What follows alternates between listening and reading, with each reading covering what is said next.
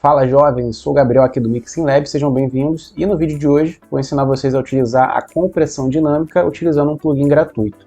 Então às vezes é uma caixa, um crash, está batendo muito uma parte exclusiva da música e está comprometendo a sua mixagem. E com essa ferramenta que a gente vai utilizar, você consegue em trechos específicos ou até zonas da equalização segurar um pouco desse ganho e conseguir deixar a tua mix mais organizada e coesa dentro dessa proposta. Vamos conferir?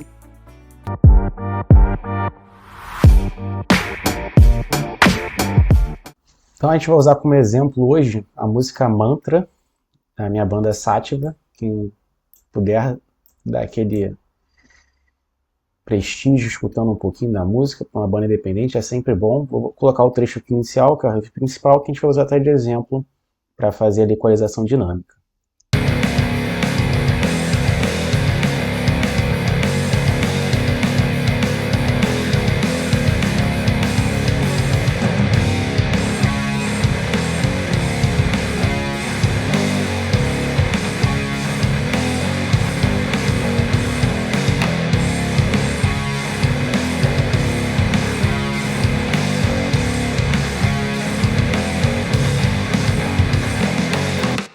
E aí vamos setar exclusivamente aqui a bateria, porque eu vou usar a própria bateria de exemplo para a gente fazer a equalização.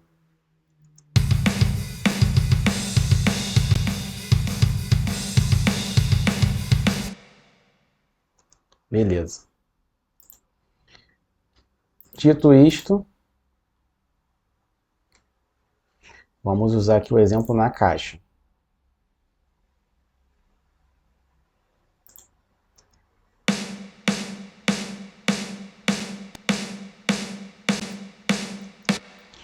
E aí eu vou pegar a instância do TDR, que já está aqui até disponível, que é um plugin gratuito. E como é que funciona isso efetivamente? Eu já tenho aqui um preset, que é o equalizador dinâmico da caixa. Então ele tem aqui as funções por zona, como a gente pode observar, 1, 2, 3 e 4. Aqui eu tenho a possibilidade efetivamente de ativar ou desativar essas regiões. E eu posso manipular visualmente, manualmente também, eu consigo observar aqui, obviamente. E a função do equalizador é, obviamente, você conseguir manipular algumas zonas específicas, como o low end, o grave, os médios, médio-alto, por aí vai. Mas ele tem a compressão dinâmica também, que é a função que eu ativei. Então, só para vocês terem noção, eu peguei duas zonas aqui, a 2 e a 4, e eu ativei a função do compressor. Como é que é a função do compressor? Vou dar o play para vocês escutarem sem e com.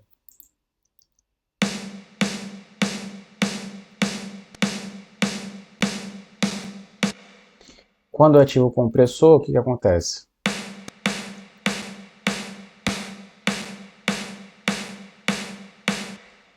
O threshold é o limiar de excitação desse compressor. Então, à medida que eu, por exemplo, nessa música, entendo que a caixa está saltando em uma zona específica, eu determino aqui a amplitude que eu quero da compressão. Nesse caso aqui está em 200, que seria o corpo da caixa. Eu posso colocar ali em torno de 1.8, meu Q, mas aí ele vai tirar um estreito muito pesado e eu não quero que eu perca esse corpo, esse impacto da caixa. Por isso que eu deixei um pouquinho mais aberto. Então aqui está 0.8, um pouquinho mais amplo, e eu tenho que visualizar aqui no threshold onde é que essa caixa está batendo. Ó. Aqui eu já excitei a caixa. Quanto mais eu subir aqui o ponteiro, mais ele vai excitar o threshold e fazer a redução. Então, aí já é o primeiro ponto que você termina o limiar de entrada. O segundo é o tipo de razão.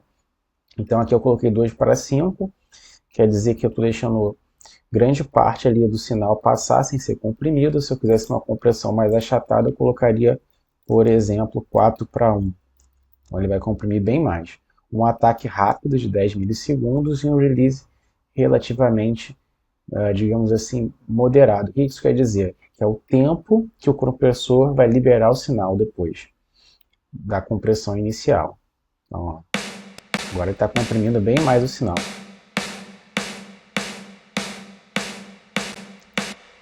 E aí, se eu quiser, obviamente, reduzir a excitação dele, eu vou lá no threshold e bota aqui em torno de 2,5, vai excitar bem menos, obviamente quase não vai gerar compressão. O certo, na prática, eu tenho duas zonas aqui também, que é a zona aqui, digamos ali, do ataque mais alto da caixa. Seria o finalzinho, ó, da esteira. Ele nem chegou a excitar tanto aqui. Vou tirar o solo para a gente perceber aqui. Ó.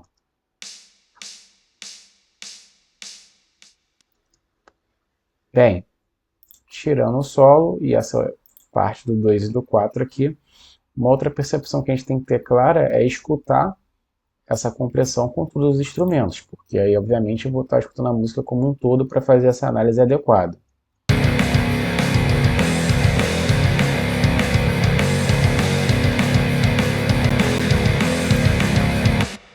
E aí fazer o bypass, né, on and off. Isso você pode aplicar na caixa, eu também gosto de fazer no overhead, por exemplo, às vezes quando tem um crash entrando na música, eu coloco aqui no buzz do overhead, nesse caso eu usei o Kotelnikov, que eu gosto bastante desse compressor, ele não está atuando como um compressor dinâmico, mas eu coloco aqui no buzz para ele dar uma cola no sinal dos pratos.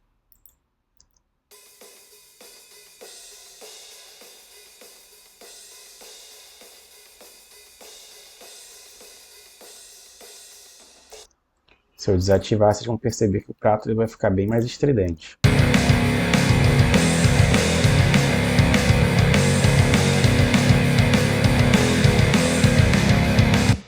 E aí, dependendo de onde você estiver escutando, ele vai consumir muito ali aquela fase, aquela seção da música, eu não curto muito isso. Então eu dou uma controlada com esse buzz. Já que a gente chegou aqui, uma outra ferramenta, o plugin que eu utilizo é o Reamp. Ele não é gratuito, né? Tem até que inserir o serial aqui da minha versão para esse computador. E ele, ele dá uma sonoridade analógica bem legal, até pelas funções que ele tem aqui em relação a gravação de fita e variações que ele possibilita. Eu gosto de usar muito nesse tipo de plugin também. Agora, de forma geral, como eu citei para vocês, não quer dizer que você tenha que aplicar exclusivamente na bateria. Eu utilizei esse exemplo na bateria, mas em algumas sessões, por exemplo, eu já incluí no baixo também, para controlar ali as notas mais graves. Então aqui no baixo ele está controlando, às vezes, a nota principal. Fica aquele Se eu tirar, vocês vão perceber que ele vai fazer um wall bem maior.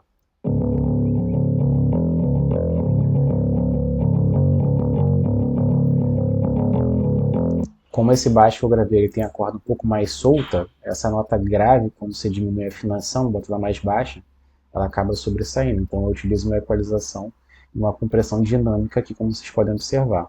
3:1. Redução de 3 dB.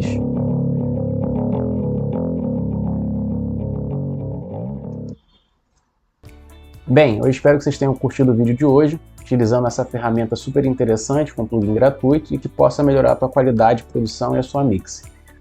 Agradeço por poder dar o like aqui no vídeo, se inscrever no canal e conferir todos os detalhes históricos e playlists disponíveis aqui no Mixing Lab. Um grande abraço e até o próximo.